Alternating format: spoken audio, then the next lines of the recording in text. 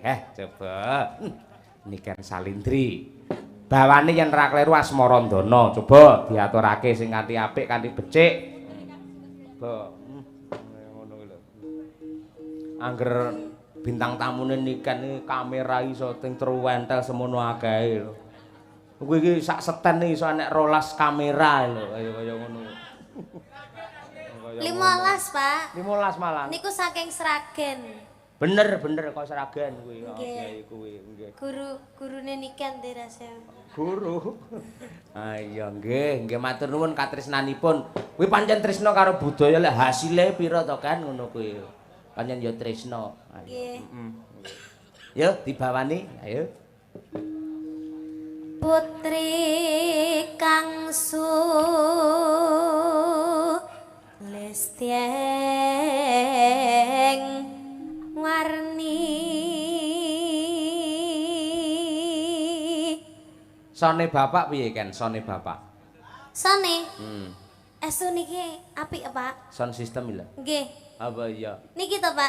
Sing didamel sakniki niki to? Iya, iki sing nang jero sone bapak iki. Menggelegar. Menggelegar ya? Nggih. Ah iya. Oh, niki nggene jenengan piyambak. Oh iya.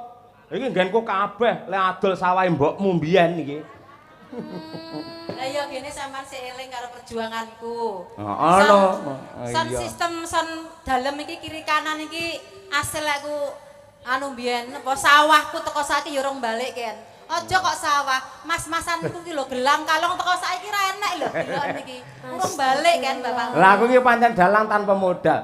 Wayang iki paringane Mbah Sukron, ya to. Gamelan iki paringane Mbah Sukron, sound system Bukesi. Aku iki dadi dalang modalku mung gedange mrotoli lho kan mungan. Ah iya. Nah ngono kuwi golek bojo sing pinter, ngono kuwi. Sugeng dalu Pak Bak kok nembe rawuh ing pundi kemawon. Oh, ora senengane. Yaene mancing senengane ora. Ora mancing dhek live TikTok karo Mas Bayu karo Pak Abah Kirun karo Mas Joko Klenteng ngono kuwi. Wah sawerane jan banyu mili kok. Ayo. Ayo.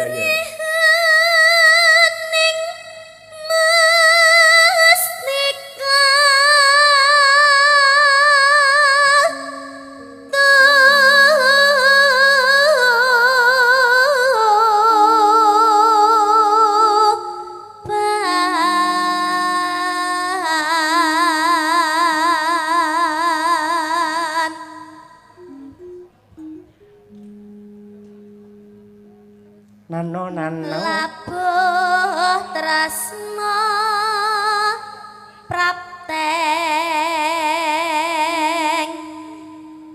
layan.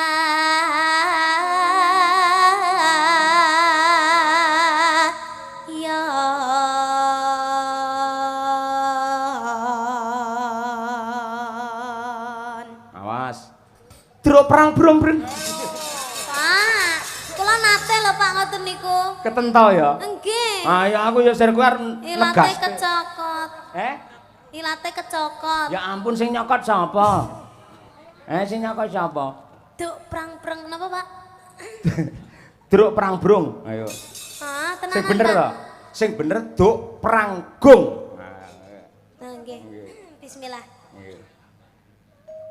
Druk perang brong. Truk. Pak, Allah Duk peranggung. Duk peranggung bajana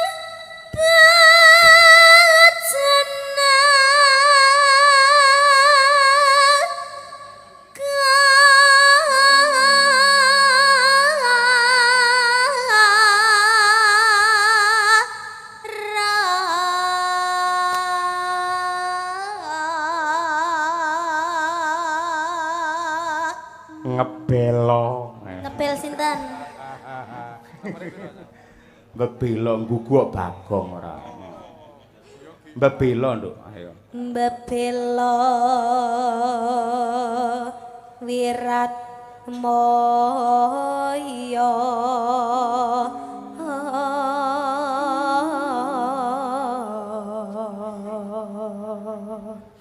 tan ngira ya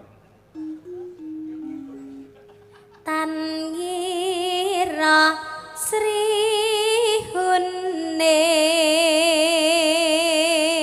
Gundul. Masa gundul, Pak? Gugur ora. Gugur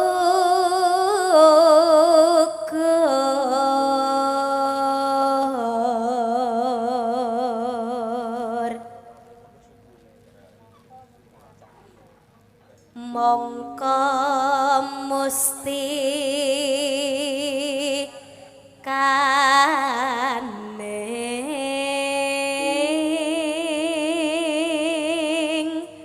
tuban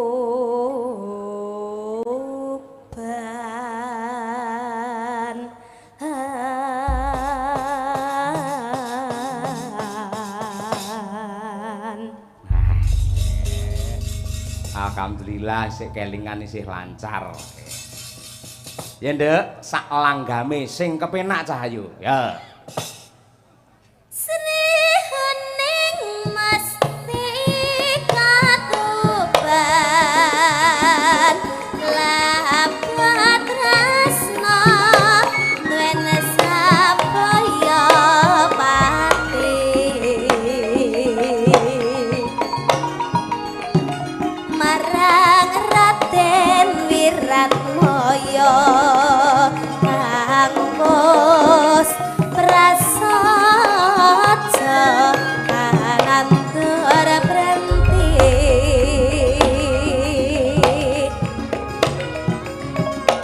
Sri Huning tatan grahita kang rinapa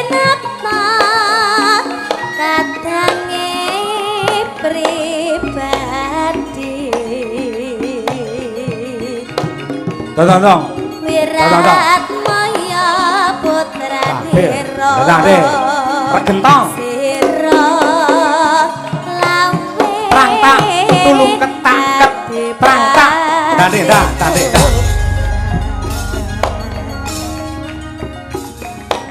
Tang. Sri Huning putrane abdi mangsa pati nalikane puni kabebae Tanggit. Rinandi. perang akan minak singgah Ranggolan. Wah. Gila, jan ngendangi Niken ki pas iki lek Pak Bak iki. Niken suarane bantere kaya ngono, pengendange kaya jaranan. Ayo. Apik ngetitenono ngene iki. Nenone ndak langsung ngono. Langgam mau endat padake perange ora. Niku putrane ya hebat, niku dalang dari perintis kemerdekaan Madiun, Nduk. Wis kulino petok to? nggih Nggih. sering Lek Mas Bagong Mayang wis nate bintang tamu apa urung jenengan? nate napa mboten nggih kula supe Dereng. Oh, berarti. dereng. Nggih mangke, nggih. Mangke lek syukuranipun Pak Wali mangke nggih sungkuran mangke nggih. Ning ketoke ora sida ketoke. Karo kanca sia-sia ora nggih. Nggih. Ya nduk kan. Tresnane Wiratmaya Keluntak.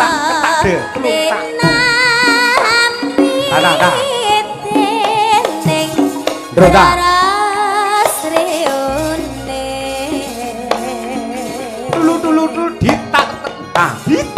Sanadyan wakasanira prapten lena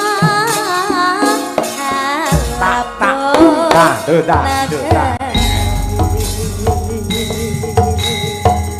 Sring serong sring serong sring treng treng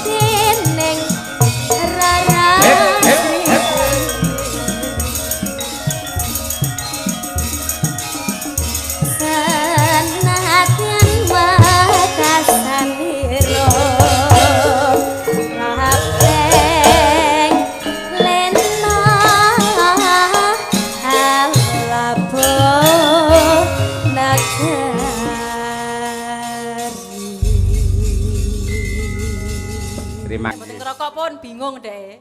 Wong wedok ayu saged dikipatke ning lek rokok wah mboten saged ngipataken, Bu. Nggih. Mula sampean bejo lho, lek aku nganti kecanduan karo wong wedok, kecanduan karo main, kecanduan karo mendem niku bahaya. Yen mung ngrokok ora apa-apa. Tur rokok niku mboten bahaya. Wong ngrokok pol-pole lara utawa sakite lek mung paru-paru. Ning lek ora ngrokok, kuwi larane malah rupa-rupa niku malah. Ngoten niku.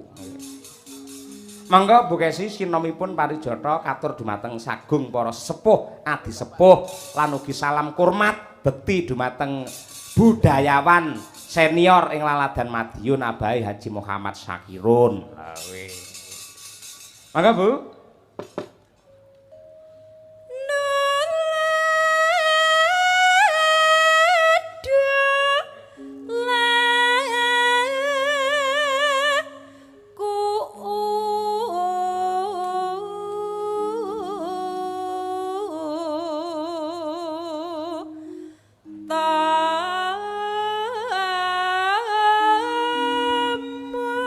Sawung galing sawung rana Sing eling awan waspada jangan wis tuwa akeh wong murka tumrepe wong tenan tak sakira asli wong Madura.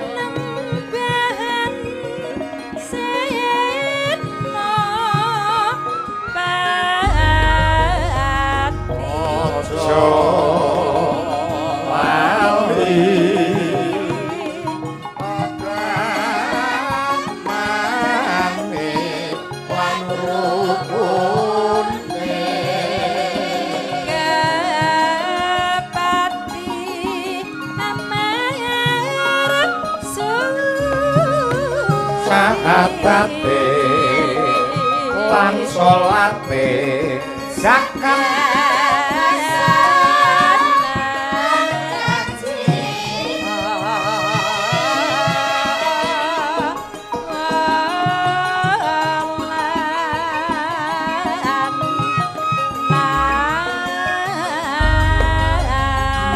Sima dirabi Walanda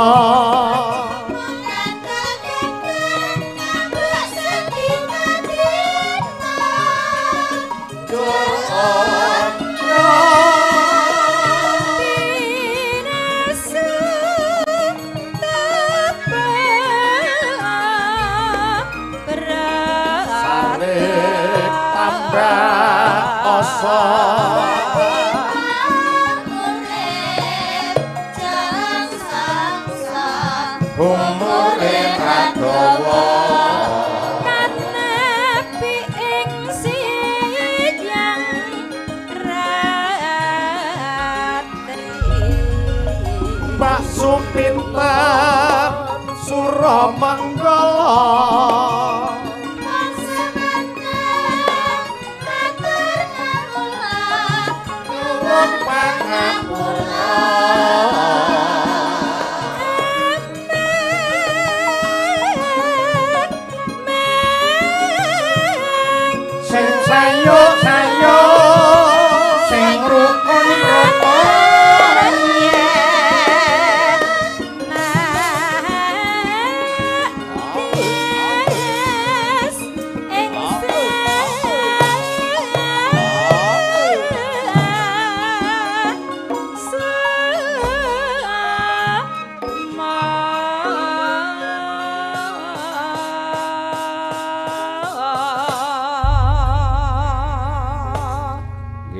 matur sembah nuwun Bu Sukesi Rahayu. pamundhut saka Mbah No Kulit Truk mau ngersakake ya kuwi pepeling diaturake luwih dhisik. Ya. Karo nggih ngiseni iki sing bernapaskan religi. Mergo awake dhewe arep ngadepi wulan Ramadan. Kaya ngono. Bawanipun kula nyuwun pambiyantu swanten kakung dumateng Raka Mas Muhammad Taslim. Ya.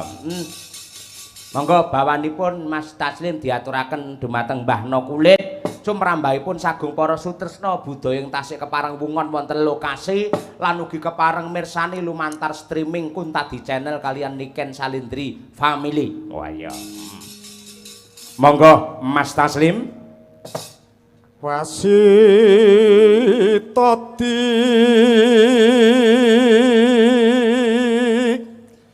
saking prawinasis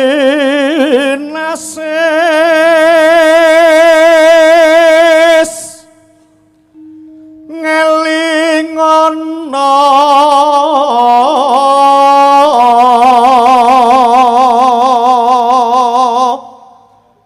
wong urip ing donya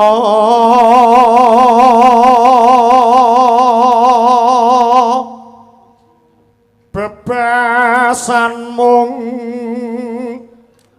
mampir ngombe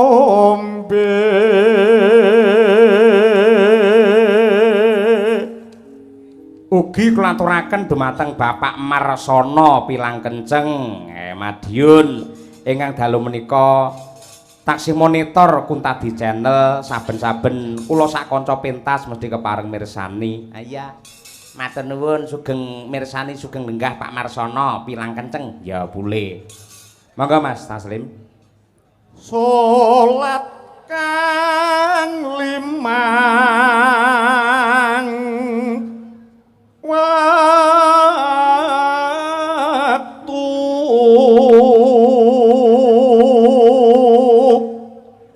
kudu tansah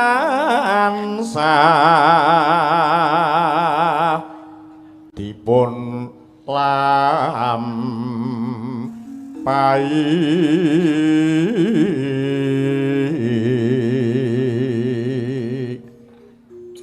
iku cagak agama pakarti kang luhur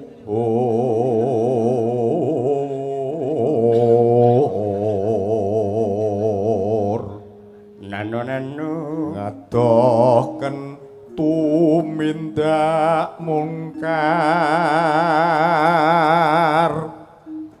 yakti urip mangya tentrem lahir batin bekjon donya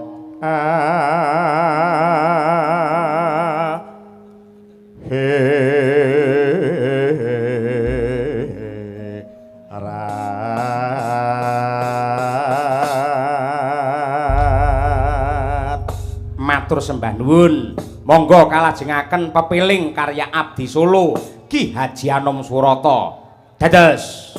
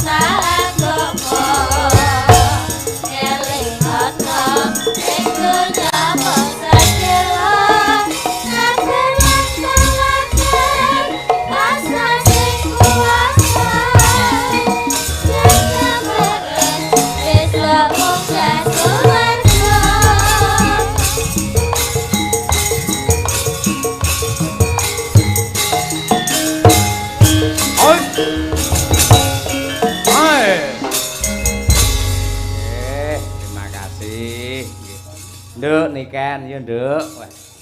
Sampeyan isih dinteni karo penggemarmu sing semono akeh. Pancen iso dadi daya pikat kok Niken iki tenan.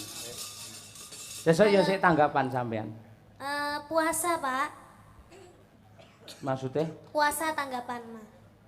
Kalau benjing libur. Libur. Pertengahan puasa tanggapan. Tanggapan poso sik tanggapan nah. Nggih. Masyaallah, nduk. Lagi ketrima nganti kaya ngono ki mula aja lali tansah bersyukur ya karo Gusti ingkang nyipta jagat. Lek sinden sing apik ki pirang-pirang, suarane becik ki pirang-pirang, sing ayu ya akeh. Ning sing ketrima ditresnani karo sing gelar jagat kaya sampeyan iki langka nduk tenan. Mula ya Alhamdulillah. tenan awake dijaga tenan. Nggih. Aja lemu-lemu ya. Niki pun sudah lho, Pak. Pun sudah to. Nggih. Ndek wingi winganane pas kepanggih jenengan kan 68,5. Heeh. Terus saiki saniki 68,3. Sudah, Pak, punan. wong sudah komane. Ha iya. Ra apa-apa nduk, ra apa-apa. Lek kanggoku wong wedok iki luwih becik kelemon timbangane kekurunan. Wong lanang sakniki niku sing digoleki malah sing gemoy-gemoy kados kula lho, Pak. Bapak ya ngono kuwi. Mbokmu anggere lekas kuru, ayo mangan sing akeh. Ngono kuwi. Iya, demengi kok. Nggih, apik-apik pancen Nek kaya ngono. disawangke ketok seger ngono lho, Pak. Ah iya, seger. Ora kaya wong tipes. Ah iya, ngono kuwi. Terus wong lemu iki cara prau tumpake ra iso uling, wis tenan ngono. Ngono, Pak. Makane niki Mbak Umi niki kan kekurusen to. Niki kula ajari punan resep-resepe biar gendut. Makane niki kan malah rada lemu titik to niki, Pak. Kuwi mangan akeh ra iso lemu. Mergo pikirane panggang mikir cah lanang ae. Lah iya. Iya, hubungan tanpa status. Ayo ngono kuwi. Oh, HTS. HTS ya, Nduk. Aku ora ngerti HTS. cah-cah saiki. Coba jumenengan to, Nduk, Ken santai Pak. wae tenan. Ben piyayi-piyayi iki do preso lek nikene ora mung nembang cara kekinian ya cara sing rada lawas-lawas ki ya iso wong mangkati asine mbiyen lek sampean ning panggung pertama lho ya nyinden to mbiyen. Nggih. Ayo cilikamu kaya ngono. Ipel-ipel mau bunder seser mbiyen. Ayo. Saiki iso modot dadi semono. Tur ora ngira iso dadi piyayi. Wah, tenan sing tresnani kaya ngono. Lakune bapak ibumu sateman nyembuh karo sampean dadi wong hebat sing tresnani pirang-pirang. Nggih, Ya. alhamdulillah. Kok aja kesusu rabi lho kan. Mboten, Pak. Biasane bintang lek kesusu rabi dirabi karo wong, penggemare do suda kuwi engko. Aman, Pak. Aman ya? Nggih, aman. Aman. Piye kira-kira isih kelingan apa ora yen ngaturake tembange karyane Mbahmu Sukron Suwanda? Napa? Mau ana sing ulang tahun ngersakake ya kuwi Sri Huning mau. Nggih. Isih kelingan. Tasik. Alhamdulillah. Coba kaya apa? Sak bawane oke? Nggih. Oke.